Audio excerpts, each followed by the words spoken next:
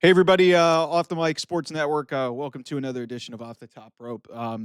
Thanks everybody who tuned into the Dynamite post show, episode 301, heading into the All in Texas pay per view event this weekend. There's a collision on Thursday.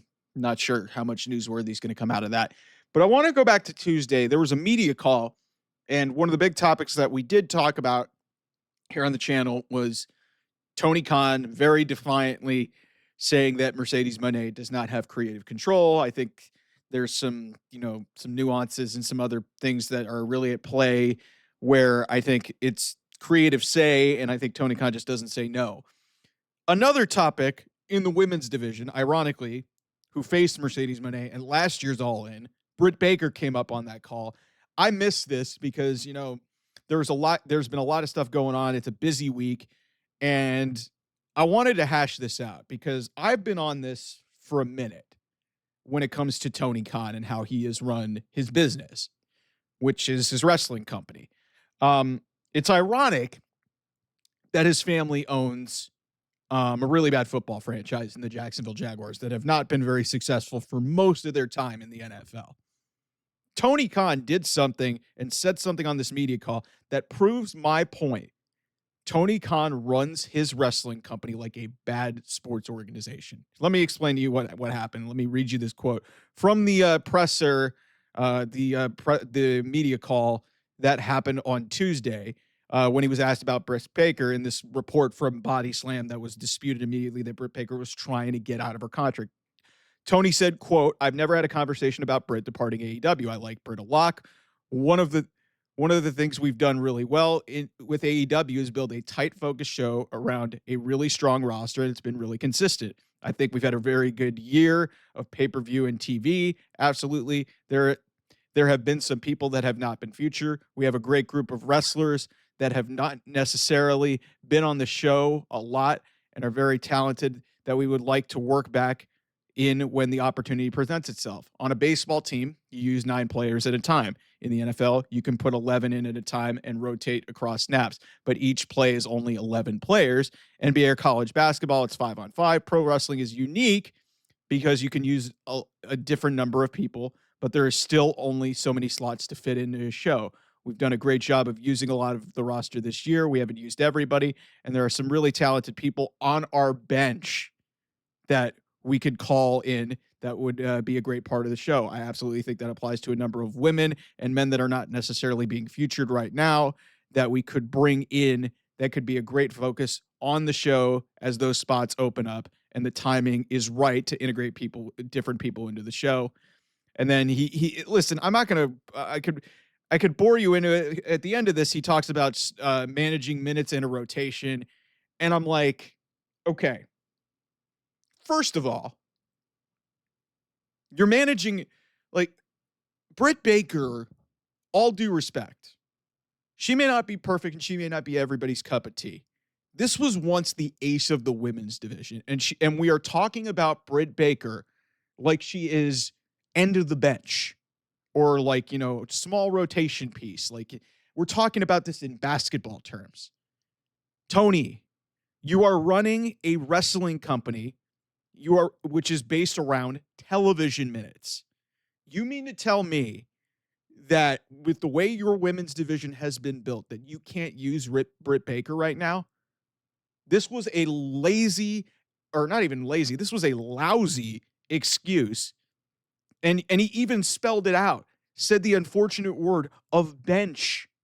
Because that's what Britt Baker has been since October, November of last year. And your analogy that you choose to use is we have a deep. I understand that you don't sign every fucking wrestler under the fucking sun. What happened was Britt Baker was a troublemaker for you, even though she was your ace of this division for years. You found Mercedes Moné, who is great, by the way. You've given her heaven and earth. She had the one match with Britt. It didn't go well. I think Britt might have been injured in that match. And either you've been holding it against her, there was some backstage drama with MJF, and there's been a lot of things there, and you kind of deemed her expendable, and you've effectively parked her on the roster, basically not using her on television when you have a lot of women on this roster, but none of them are getting over. And in terms of equity and credibility within this division, at least in AEW, there is nobody higher on the totem pole than Britt Baker. So if you're going to talk about her as like, oh, she's a rotational piece and we'll get to using her, dude, you haven't used her this year. She was in one of the staple matches. It wasn't a great build, and the match didn't turn out great, but this was thought to be one of your cornerstones of your women's division. And she's nowhere to be found on this. Now, she may show up at All In, maybe, but when you're using stuff about talking about rotational minutes and, we're trying to run a tight focus show, and you're using people like AR Fox, who's very entertaining, and you're using people that, all due respect, don't deserve a spot, especially when your women's division isn't even getting minutes on the show anyway. You don't think Megan Bain you could use Britt Baker potentially in a feud with Megan Bain to potentially get Megan Bain over in some respect? You don't think that you could use her? So this was just a roundabout way to talk his way out of his ass about why he isn't using her. And he's running his television show like a bad sports team, because this is not the mindset that you should be having about one of your top stars, or at least what we thought was one of his top stars. Either you're not going to park your biggest star, and I understand that Britt has kind of fallen by the wayside. She's been injured, and whether it's fallen out of favor or not, but still, this is one of the people that put pen to paper in your women's division before anybody else. So the fact that you are just, effectively just, not using her, putting her on the bench or whatever they call it, Guantanamo Bay, and you give this roundabout explanation about, using a bunch of sports analogies in wrestling, which really is a bad way to go. As much as we like to talk about this being sport, it's sports entertainment. And it's really hard. It's more entertainment, because at the end of the day, wrestling is produced. It's produced. Like this isn't like, okay, you're going to sub in a guy and he could go on a tear and hit about 7 threes and you just don't know what's going to happen. Like in basketball or in football or any sport, like that's not scripted. That's not being determined to happen. You can determine, and you could put these people in and they could benefit your show. Whereas it's a complete crapshoot in basketball. So like what is the point of answering that question in the way that he did? Listen, I would not be surprised if Britt Baker was on the gauntlet in Texas, but man, it's just such an awful look for Tony Khan to just go in front of the media, like absolutely defiantly say that Mercedes Moné does not have creative control. And like I said, I think it's more influence, and he's not saying no. That's the difference there. And then, literally in the same call, he's asked about another female star. He says, yeah, we have a lot of talented people, but we don't have room for her. Really? Really? Fuck. Seriously, man. Like it's astonishing to me that this guy will say whatever he wants and people will brush it aside and act like it's nothing. And just, using the crazy thing about this is he uses the word bench in there. And he's trying to justify why, hey, she's not leaving. We haven't talked about it. And yet, where the hell has she been? I've been talking about this for close to a month now. And here we are. Like I said, she was in one of the cornerstone matches of last year's All In. Hasn't even been mentioned on television. And then this gets brought up in the media call on Tuesday. And here we are. And,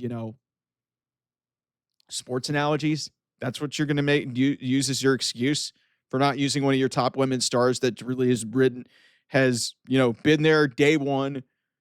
And like I said, whether you love her or you hate her, part of AEW's identity in the early stages of this company was Britt Baker. And her not being around, and with the women's division in the state that it is in, you don't think that she could be utilized right now? You really don't? I don't get it. I don't get it. and why you have to explain to us and have these just this long drawn out explanation about, hey, oh, this is what goes on in football, this is what goes on in basketball. I have to delve rotational minutes and stuff. I was like, well, okay, manage your roster better. Manage your roster better first off. Again, managing like a bad sports team and then having to justify that, like, not saying that Britt Baker is like, like like, but she deserved to be treated better. And this explanation was just shitty. So, anyway, thanks so much for watching. I'll see you guys soon. Bye bye.